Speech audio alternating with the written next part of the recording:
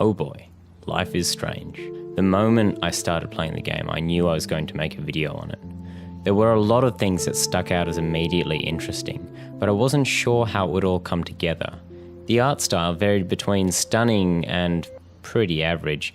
The dialogue managed to be frequently hella awkward. You are going to get in hella more trouble for this than drugs! And finally, the characters often lent quite heavily into stereotypical territory, but were often very well written all the same. As I played through the rest of the episode, these issues, although still present, faded into the background because the game as a whole was phenomenal. I'm Tim, and this is a brief review of Life is Strange. Let's start with what makes the game different to the other choice-based, narrative-focused experiences from the likes of Telltale: the rewind mechanic. By this stage, it's probably no secret that Life is Strange revolves around a time travel mechanic, but it's surprisingly well implemented. Simple puzzles and social navigation are what it's mostly used for, but with an appealing presentation and many small moments that allow for optional uses of this power, the game effectively integrates and normalizes what is undoubtedly an abnormal ability. While the core of the experience still came down to a variety of choices I made, the light puzzle elements and the twist on the interactive elements that the rewind mechanic offers allows for far greater immersion in the world of Arcadia Bay and in the protagonist, Max. The opening of the game spends quite a while explaining how this rewind mechanic works, something I really appreciate. In these opening scenes, you find yourself in a classroom after waking from a dream of some kind. And after leaving to find a bathroom and witnessing a murder, the rewind mechanic is first introduced. Initially out of your control, this rewind dumps you back in the classroom you had just left. This neatly explains that you have travelled back in time, but the really clever part here is that now you can use this mechanic to answer the teacher's questions correctly. You are doing so in order to leave the classroom more quickly, but in the context of the college setting and the teenage characters that make up the majority of the cast, this idea of social manipulation taps into the sort of anxious interactions almost everyone can remember having at one point or another while at school. This instantly and quite powerfully allowed me to identify with Max, and because I do so strongly identify with Max, the occasionally awkward teenage dialogue is instantly forgivable and even charming at times. Another wonderful example of Life is Strange accurately portraying a teenage experience can be found in this moment where, feeling rather down, you put on headphones for the short walk to the bathroom, more to avoid conversation than to actually listen to the music, something I certainly remember doing on the way to and from school. And it's these small details that make Max feel far more real than most protagonists. The supporting characters that flesh out Arcadia Bay have a lot to do with the charm of the game too. There's a similar feeling in the small town of Arcadia Bay to that of Twin Peaks, each filled with a variety of odd characters and unusual moments. Almost every character has more going on with them than it first seems, and one of the major highlights of the game for me is finding out these motivations, the stories or details that make up every character's life. This isn't only done in conversations either. The game allows for you to discover much of these things for yourself through environmental storytelling similar to the type found in Gone Home. A nice little touch is that in many moments you are able simply to sit, perhaps to play guitar or to reflect on recent events. This is just another example of the small details that the team at Don't Nod really get right. Max's tendency to get lost in her own head isn't something you're just told about a character, but rather something you can experience.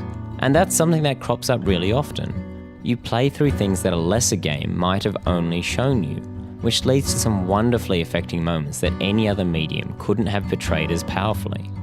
Another great example of this involves the optional photos you take as you play through the game.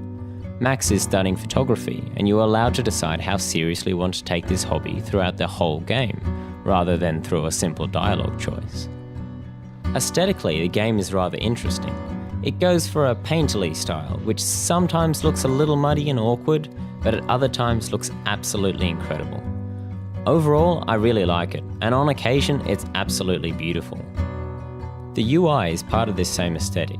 Little arrows lead from objects or people with an indication of what actions you can take, and all of this is put together in a sketchy style that looks like it was taken straight out of Max's unrealistically pretty diary. On top of the diary that tracks your progress and decisions as you go, there's also an album for the optional photos you might take, and a phone with which you can be contacted by a variety of people.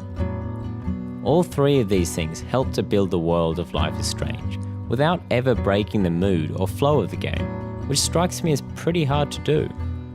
I must admit, it bugs me a little bit that Max's diary is as good looking as it is. I just don't think she'd have the time to illustrate everything with as much detail as she does, but it does make the diary more fun to read, so I can't blame the devs for that one.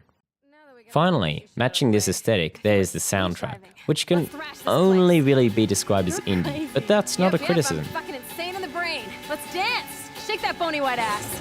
Or take my picture with your new camera.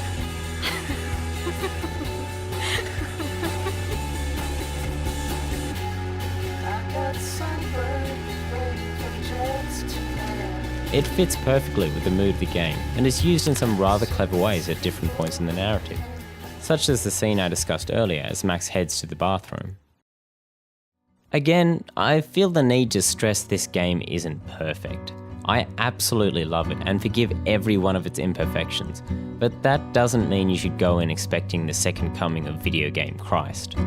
The gameplay can be a touch awkward with a click and drag mechanic to interact with things that can be a bit annoying at times, although, to be fair, the game does recommend using a controller. The dialogue, again, does tend to be a little too teenagery at times, and some of the puzzles are a bit unintuitive in their presentation. There's one thing that is about as close as you can get to being perfect though, and that's the voice acting. That's Rachel Amber. Her missing person posters are all over Blackwell. Yeah, I put them up. She was my angel. After my dad died and you moved, I felt abandoned. Rachel saved my life. Man, I had no idea. Well, you never made much effort to find out. I was 14. We were best friends.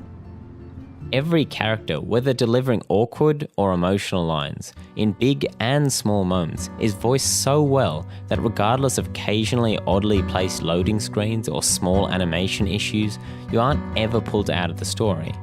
The characters are all believable and occasionally felt frighteningly real. That is no small achievement. The team over at Don't Nod have created a flawed masterpiece, and I ultimately wouldn't change a thing about it, flaws included, because the heart of the game lies in what they achieved and not where they might have fallen short. The small issues that pepper the game are always present, but never a real problem. Well, at least if you can get past the occasional line of dialogue. If you can though, and with the voice acting in this game it's very easy to do, you're in for a hella good ride. So that's my take on Life is Strange. In the past on this channel, I've tried very hard to avoid spoilers, but Life is Strange's best moments are really the ones that I can't talk about in a video like this.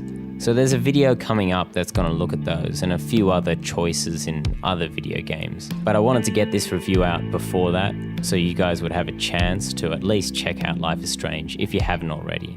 As always, I'd love to know if you've got any advice, tips, tricks, or criticisms of my content. I'd love to know how to improve my work in future.